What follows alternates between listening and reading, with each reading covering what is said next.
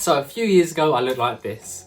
I couldn't say no to drugs or alcohol and I had regular panic attacks. Now I do work that fulfills me every day and I have a healthy body and mind. There were many elements to my transformation, so I can't put it down to one single habit. But there were a few pillar habits that triggered a snowball effect that helped me get my life together. So in this short video, I'm going to reveal one of these main pillar habits and explain how it turned me into a more peaceful and more happy person and how it can do the same for you. So what was this habit that made me go from anxious and lazy to fulfilled and productive?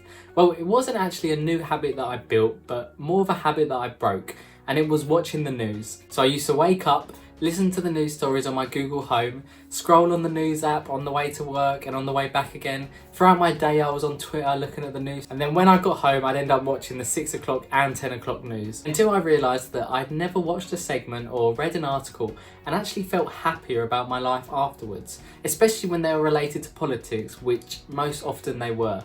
So I cut it out, completely cold turkey, and it was definitely hard to begin with, especially when I was around groups of friends and we were talking about a big news story. I was kind of embarrassed to say that I hadn't heard of it, especially because beforehand people would actually go to me and talk about like current events and they'd expect me to have an opinion on it, and most of the time I did. My biggest worry when cutting out the news was that I'd miss out on all the important things that are going on in the world and that I'd miss out on important deadlines and events. Until eventually I realised I wasn't missing out on anything. When I said that I hadn't heard of a news story to someone, the other person would just explain it, and it worked just fine. So as it turned out, I wasn't missing anything at all. If a big event happened, like coronavirus for example, I would still find out about it because every man and their dog was talking about it. And the best thing, I felt amazing. I felt as if a weight had been taken off my shoulders.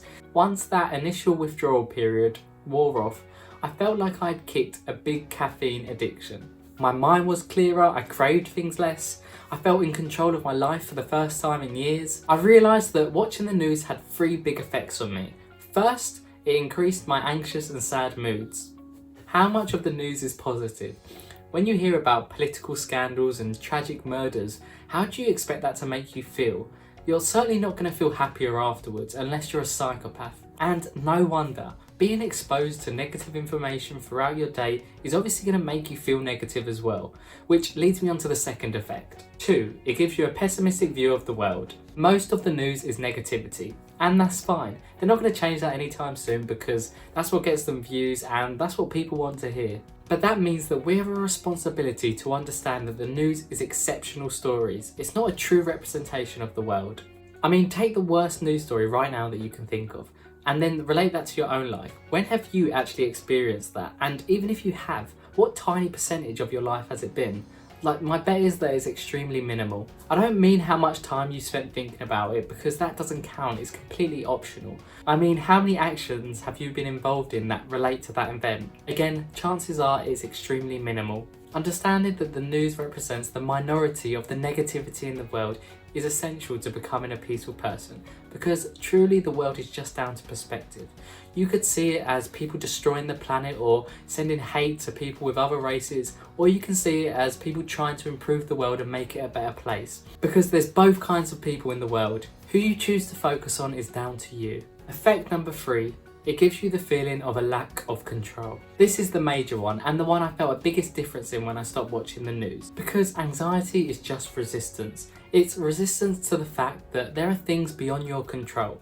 And when you finally accept that, then you're on the right track towards peace. And almost 100% of what's on the news you have no control over. I mean, sure, you can protest about some injustices or write some tweets that gain traction, but the end result is out of your hands. Who the Prime Minister is, what footballer had a cheating scandal, what celebrity can't pay their taxes, all of it is beyond your control. And if you're emotionally connected to these things, then you're handing your emotions on a plate to fate. Because then any event can happen that's completely beyond your control and you can feel fearful, anxious, sad or happy. So how do we go about limiting our news consumption?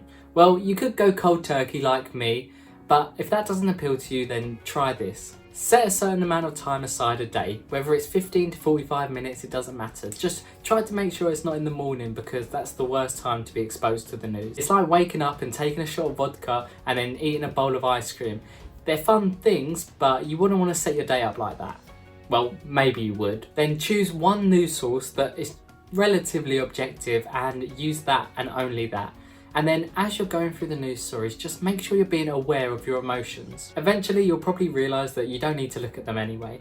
I only watch the news if it's something that will affect me directly, like Boris giving a lockdown announcement. And yes, that's happened far too much than I'd have liked. And even then, I only read bullet points. I don't flick onto other articles, no matter how tempting David Beckham's new conservatory might seem. If you're worried about staying informed, I understand. I felt the same way.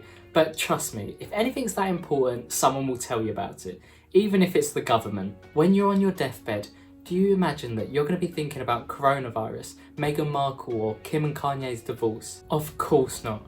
You're going to be thinking about the work that fulfilled you, the hobbies you were passionate about, and the friends and family that loved you. So take that as a lesson. To not spend your whole life listening to noise and then wake up one day and realise that there was music all along.